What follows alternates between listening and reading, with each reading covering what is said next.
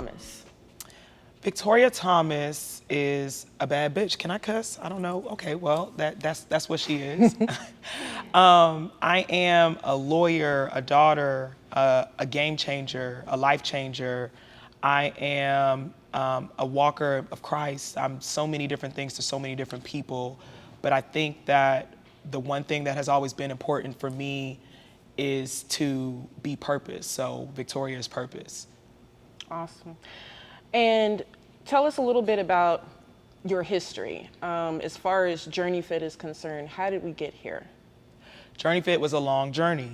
And it started actually when I was studying for my bar exam.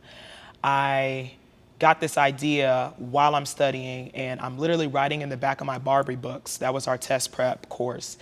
And I'm filling up the course book with all of my ideas about the layout, about what classes we're going to have, about the nutrition guidance, about things that we haven't done yet. But basically my business plan was in the back of my test prep books for the bar. Wow. And after a while of feeling so convicted and empty, I put the plan into fruition. And I put it into fruition, and that is how we came to JourneyFit. What would you say is your goal in business with this gym, JourneyFit? I really want to be the game changer for my community. I don't feel like we have enough community leaders that are specific about targeting our community and wanting to change it for the better.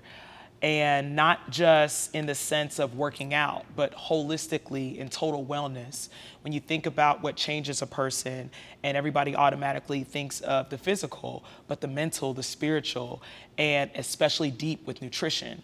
And being able to be that person, and of course I haven't reached my full potential yet. I feel like there's still room to grow. There's still things that we want to do, but we needed to make sure that we brought what attracted the people, which was the workout. But when they get here, we want to know other things about them. What is their nutrition like? What are some goals that they have? How can we help them get there? How can we hold them accountable? And so that is essentially what makes me feel like I am connecting with my members. So it's more than just creating capital and revenue based on Right. people, a lot of people showing up to your gym. You Right. want to touch them, actually. Yes. Understood. And you mentioned a little bit about how, when you were studying for your bar, that's how you came up with the idea for JourneyFit. But I gotta admit, going from law school to nutrition is a huge swing. Right. So, was there a day that you just woke up and said, this isn't what I have to follow my passion? What was that trigger moment? Was there a light bulb moment? What happened with that made you do the switch?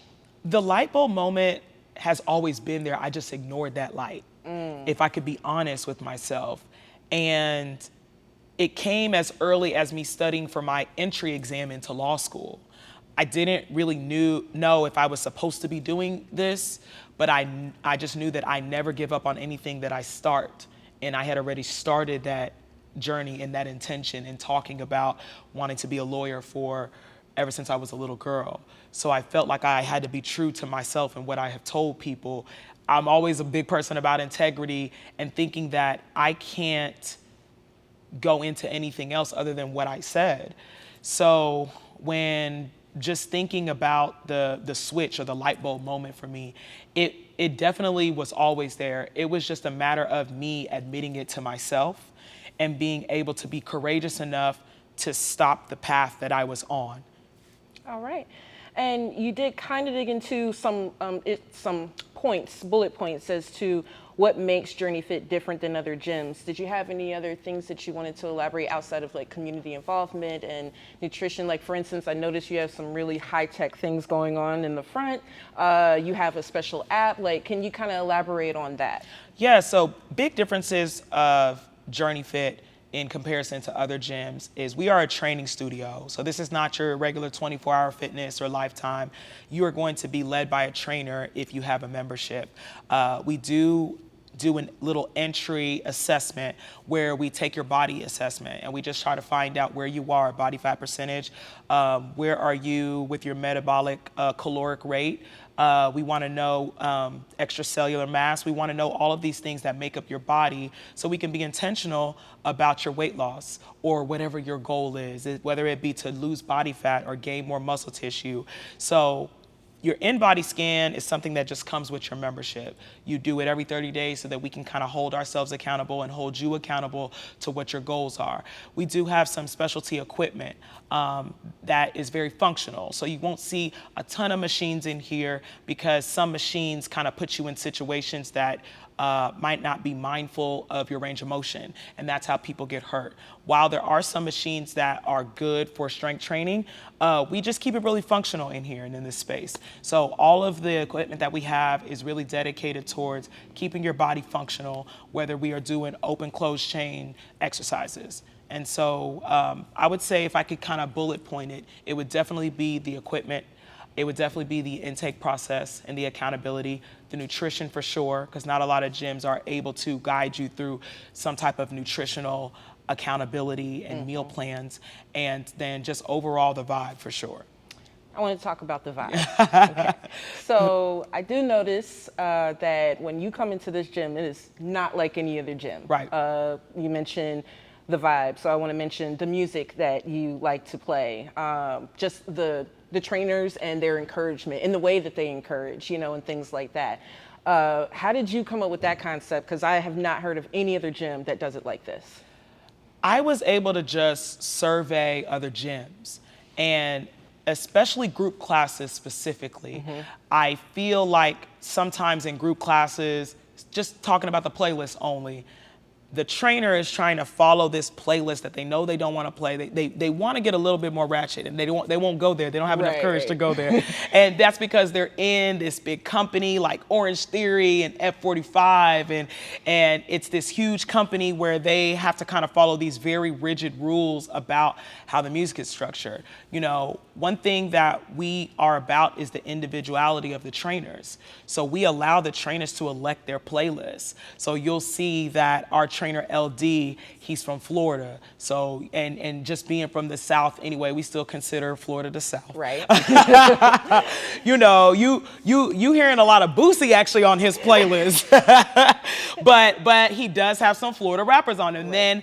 Then you get to the other trainers and they love mixes and they like to play R&B at the end and do like a little stretch flow. But everybody has an individuality, and I want people to be able to see that from the trainers. And so we allow the music to be curated by the trainers, and I think that that's a very important piece of creating a vibe.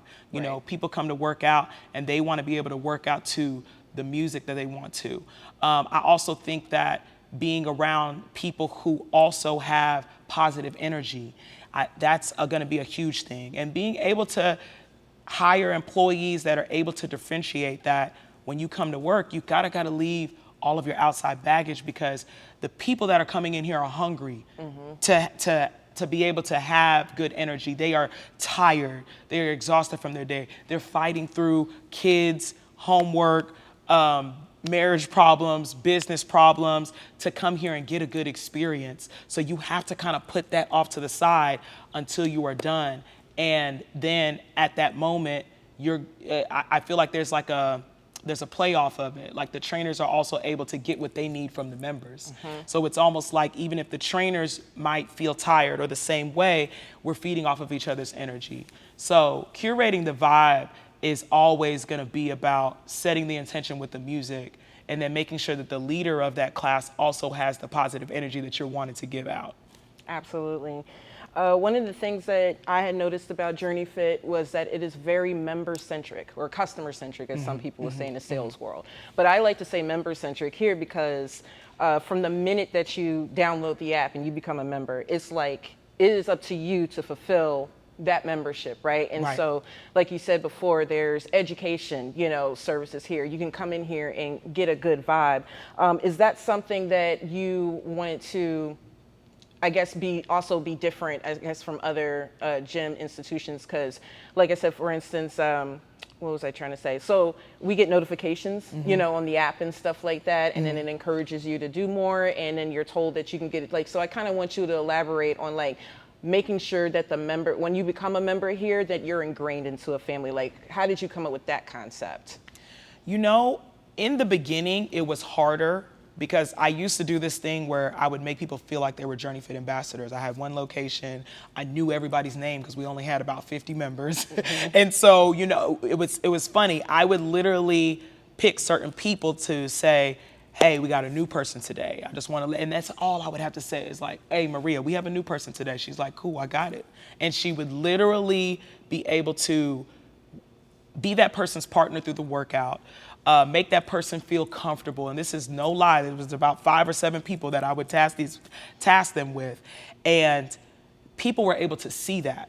They were able to see that the members of this gym take pride in their gym, and they are able to make that person feel comfortable, or also be able to make a friend in the gym.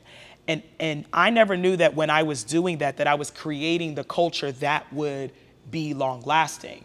Now, people do that all the time, and they feel like it is almost their responsibility to walk new people through, this is the way that our family works, welcome to our family. Right. And ever since then, not even thinking that it would come to this, it is now intentional. And so I can't even take credit 100% for making sure that all of the new members feel like they're part of this integrated family. It's the members that make them feel that. Wow. All right. And so you mentioned that what makes JourneyFit different is also the community interaction. What are some of your goals with that community interaction, being JourneyFit outside of the gym? How does that look? So there are some community events that I definitely want to get into a little bit more. I know that we've been hosting burn and brunches. That's our staple event. We brunch and then we burn, or actually it's the reverse. We burn and then we brunch. And I'm wanting to do a little bit more involvement. There is a 5K that I'm wanting to do to honor Ahmaud Arbery. And so I know that people have not done that the right way, but I'm a lawyer, so, I have slowly been trying to figure out what's the best way to approach that, as I know some of the court proceedings are taking place, so I'm trying to be mindful of that. But there are some things that I'm wanting to get more involved in with the community outside of the gym. Because while we have certain events that are coming up, like we have a member appreciation Christmas party, I want to do some meaningful work outside of the community that I haven't even been able to kind of just have my head down. But being able to do more is one of the goals that I have, for sure. Absolutely. So what would you say would be some of the challenges for being an entrepreneur, specifically a female entrepreneur in this business? Whew. I don't know what I can say here, but we can edit real good. No, I think this is a tough question for sure, because there are so many challenges. I don't even like to give my challenges power, so it's even hard to just talk about them. Right. But if I can be real, I used to think that the hardest thing about owning a gym was having enough money to pay the bills. Right. Not it at all. It's managing the people. It's keeping everybody happy. It's people wanting innovation. They always want something new. And it is, when you're tired, what I said about those trainers, how do you differentiate and just compartmentalize and be like, my bullshit is not important for just 1 hour when I train this class, or the 5 hours that I got to do this quick shift. That is what is hard. And being able to constantly be able to operate in a place of peace, that's hard for an entrepreneur, because you can't be creative not in peace. It's all of these intangible things that are hard about being a female entrepreneur. It's not about the money. Yeah. Because once you get the money, you realize, oh, wow, there are things that are way harder about attaining money to build more gyms, or attaining money to have enough rolling revenue to be current and to stay in the books on point with my budget. There are things that are way harder. And to be a female, it's a lot too, I often get pulled into situations where, people are just not happy with my success. You get into that place, but people operate from very small mindset of we're in the crab bucket mentality. Like, we're all trying to fight out to get out of here. So I got to kind of push you down so that I can rise.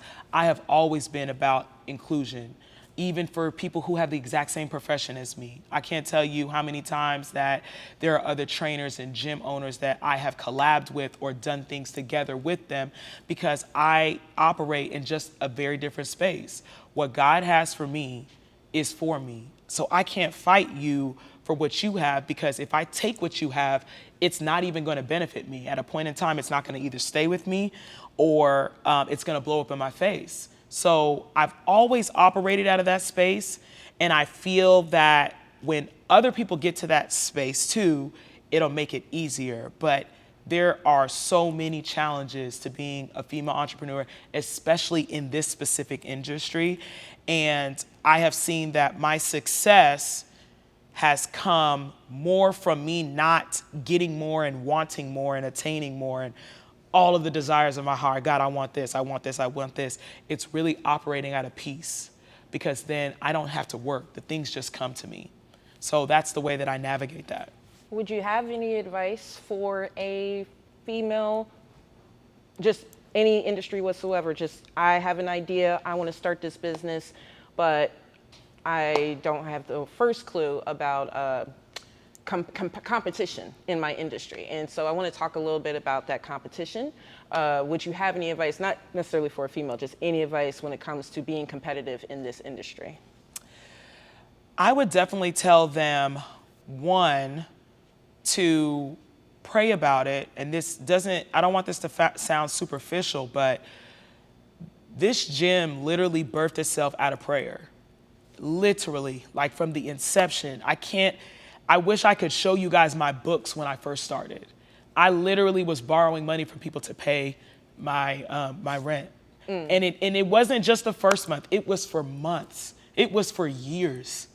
Because at some moments when I felt like I was good, I would get back to this place like, dang, I thought that we were above this. I thought that we were out of this space. And when I tell you, being able to stay connected to God through that situation was literally what allowed me to see clearly, to know what the plan is.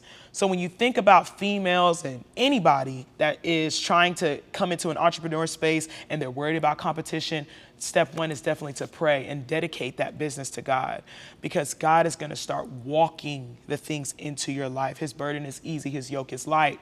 So when you think about having to work hard on, I don't know how I'm going to do this, how am I going to differentiate myself from this, the first step is to just ground yourself, because it's not a coincidence when you pray about something and the very next day you meet somebody in the grocery store that's like, oh, hey, I saw that you dropped this. I'm a part of this, and I wanted to know how I could help you.